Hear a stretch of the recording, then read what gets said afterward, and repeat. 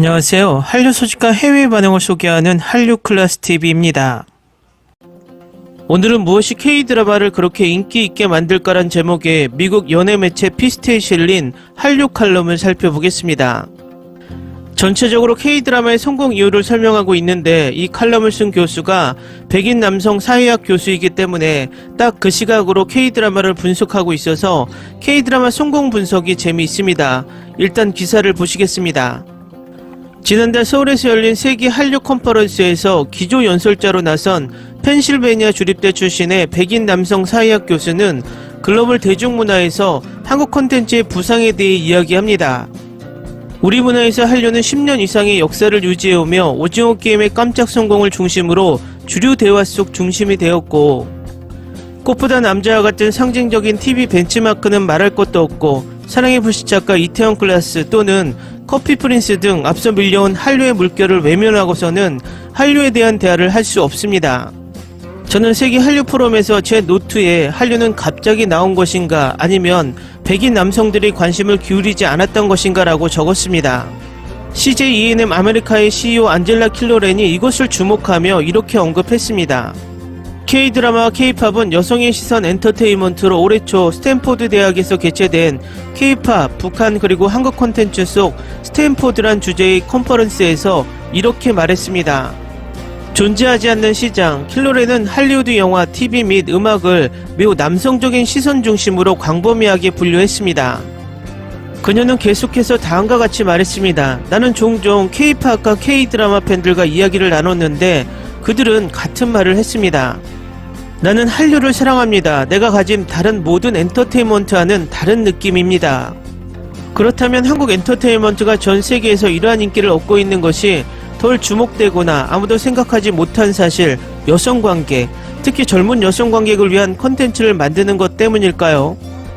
한국 콘텐츠는 다양한 장르와 종류의 이야기를 담고 있지만 수십 년 동안 세계 각국에 성공적으로 수출된 로맨스 중심의 여성 중심의 K드라마 형식은 한류의 핵심이었으며, K드라마는 1997년 아시아 금융위기 이후 한국 엔터테인먼트 산업이 더 많은 투자를 시작했던 1990년대 중반과 후반에 전 세계적으로 인기를 끌기 시작했습니다. 한국 대중문화의 초기 수출 성공의 대부분은 다른 동아시아 국가에서 이루어졌기 때문에 한류라는 용어는 중국어 문구에서 유래되었습니다. 2016년 중국의 암묵적 금지 조치 이후 한국의 대중국 수출은 크게 줄었지만 한국 콘텐츠를 중심으로 한 한국 엔터테인먼트 산업의 성장은 초기에 중국 시장에 크게 의존했습니다. 당시 중국은 경제가 부흥하면서 콘텐츠를 찾고 있었고 미국 대중문화에 비해 중국적 가치관에 더 부합하는 것으로 여겨지는 한국 엔터테인먼트는 이러한 수요를 충족시킬 준비가 되어 있었습니다. 1997년 사랑이 뭐길래가 K드라마 최초로 중국에 정식 수출되었으며 당시 수입 영상 콘텐츠 역대 시청률 2위를 기록했습니다. K드라마가 자체적으로 문화 수출 산업이 발달한 일본에 진출하는 데는 시간이 조금 더 걸렸습니다. 하지만 한류 드라마가 히트를 치자 대히트를 쳤습니다.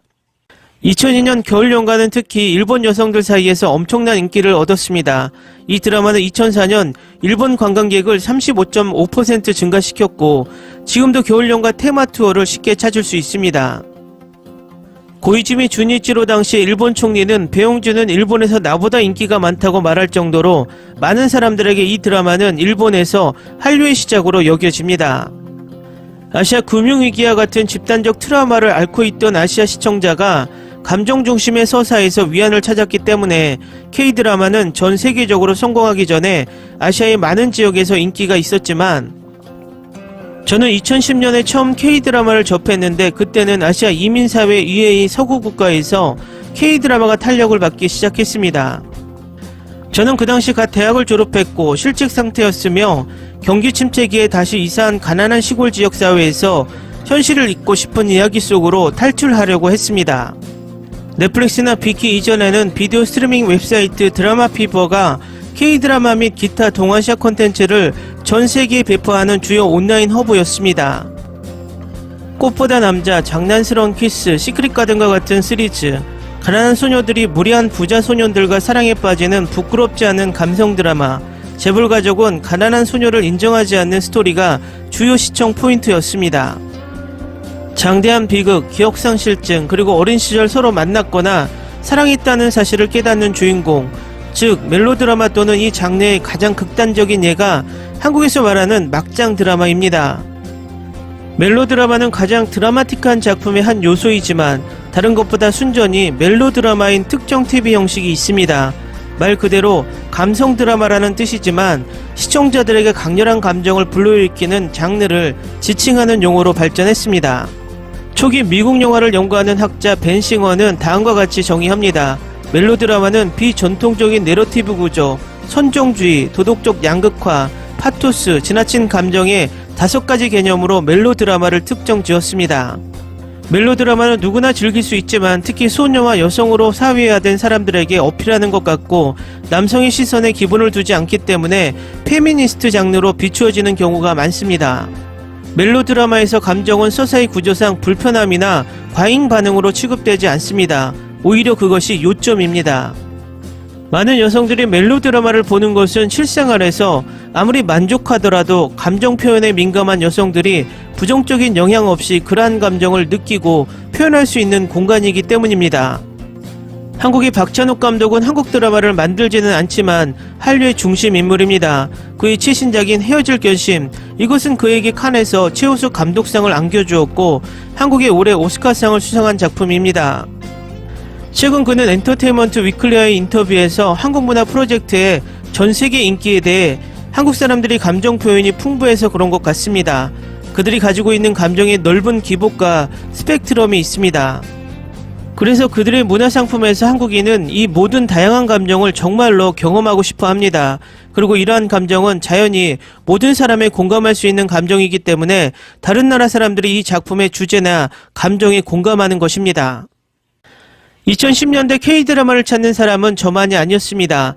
2012년부터 2013년까지 드라마 피버의 월 순 시청자 수는 250만 명에서 1000만 명으로 4배 증가했습니다. 2014년까지 스트리밍 사이트는 2천만 명의 월간 고유 시청자를 보고했습니다. 인구 통계학적으로 사용자는 젊고 도시적인 여성으로 편향되었습니다. 스트리밍 사이트 시청자의 85%는 아시아인이 아니었으며 45%는 백인, 25%는 라틴계였습니다. 평균 시청자는 한 달에 53.9시간을 스트리밍했습니다. 같은 해 한국콘텐츠진흥원은 미국 기반 K-드라마 팬의 89%가 여성이라는 조사 결과를 발표했습니다. 2015년 드라마 피버가 워너브라더스에 인수된 직후 웹사이트에서는 70개 국제방송사에 15,000개 이상의 에피소드가 제공되었습니다. 사이트 사용자의 약 65%는 주로 18세에서 34세 범위의 소녀 또는 여성이었습니다. 멜로드라마는 반드시 로맨스를 포함할 필요는 없지만 자주 포함됩니다. 미국에서는 사람들이 크리스마스에만 멜로드라마의 사랑에 빠집니다. 또 적어도 미국 문화에 대한 이해가 1990년대 로맨틱 코미디의 전성기 이후로 로맨스를 밀어붙이는 특정 텔레비전에서만 나온다면 그것을 믿을 수 있습니까? 1년 내내 더러운 빨래처럼 우리 문화의 한켠으로 치워졌다가 다음 성탄절 시즌에 다시 꺼내질 뿐입니다. 미국에서 우리는 엄청난 양의 사회 경제적 권력을 명시적으로 또는 문자 그대로 초광대국으로 대표되는 남성, 때로는 여성, 그것을 휘두르는 방법에 대한 결정을 내리는 남성, 때로는 여성에 대한 이야기에 사로잡혀 있습니다. 더 폭력적일수록 더 좋습니다. 스파이더맨의 계승과 같습니다. 한편 한국 TV 업계는 미니시리즈 러브스토리를 완성했습니다. 일반적으로 16개에서 24개의 에피소드에서 캐릭터는 사회관계, 성공 및 낭만적인 파트너십을 만들고 종종 그것은 우리를 집착하게 만듭니다. 그것은 다른 종류의 카타르시스입니다. 사회 경제적 권력의 결정적인 휘두름이 아니라 그것에 대한 환상적 부정에 기반한 것입니다. 정서적 취약성과 정직함은 어떤 대가를 치르더라도 피해야 하는 것이 아니라 앞으로 나아가기 위해 직면해야 하는 피할 수 없는 결정인 이야기입니다. K-드라마가 로맨틱한 사랑을 중심으로 하든 그렇지 않든 그들은 거의 항상 감정적 복잡성을 우선시합니다. 분노, 공포, 슬픔 또는 후회와 같은 보다 진지한 종류의 감정이 아닙니다. 그들은 질투, 어색함, 호감, 불안 또는 동경과 같은 경험을 동일한 존경심과 강렬함으로 다루어 미국 TV 드라마와 거의 비교할 수 없는 색조의 복잡성으로 이어집니다. 인간 집단의 복잡하고 끊임없이 변화하는 감정을 이해하고 영향을 미치고 민감하게 사회화된 시청자에게 멜로드라마는 의미가 있습니다. 그들은 때때로 사람들이 마법처럼 몸을 바꾸는 것을 포함하더라도 우리가 경험하는 세계의 더 발전된 버전입니다. K드라마의 인기 상승은 여러가지 요인의 결과이지만 만약 할리우드처럼 영화를 위한 내러티브 구조를 구축하는 데 더 노력하고 있다면 K드라마가 성공할 것이라고 상상하기는 어렵습니다.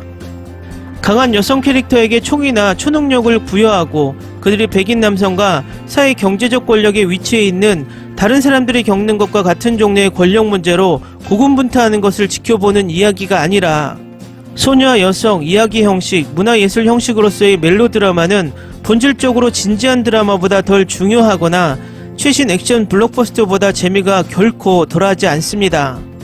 그것은 단지 여성의 시선을 중심으로 구축된 다른 종류의 서사 구조일 뿐입니다. 할리우드에서는 그다지 심각하게 받아들이지 않는 경향이 있는 일종의 이야기입니다.